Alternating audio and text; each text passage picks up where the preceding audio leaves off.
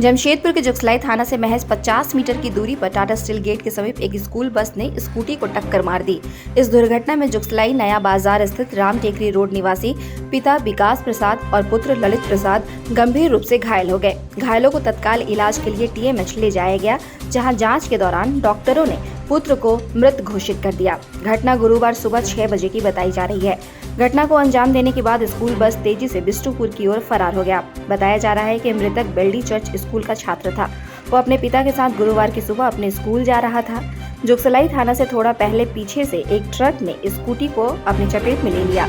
फिलहाल police school bus की पहचान में लगी हुई है। क्या हुआ? स्कूल लेते जाते बेडी चर्च, हाँ। पीछे से बस में धक्का मारा, गाड़ी में गिरा, बेटा का ब्लड चालू हो गया। एक्टिवा बस किस तरफ से आ रहा था?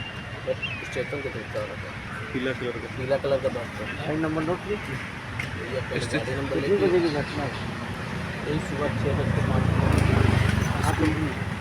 रंगत के सामने किसको पावर हाउस गेट के सामने राम टेकरी रोड के रहने वाले विकास प्रसाद अपने बच्चे को लेकर दिल्ली चल जाए। इसी दौरान कंपनी का गेट है, उसी के पास एक अज्ञात बस अगर इनकी किसी ने टक्कर मार दी। इलाज के क्रम में उनकी बेटी को जहाँ पे घटना हुई है वहाँ पे खुले वाले ज़्यादा रहते हैं। मूल रूप से मामला है एक्सीडेंट का मामला है।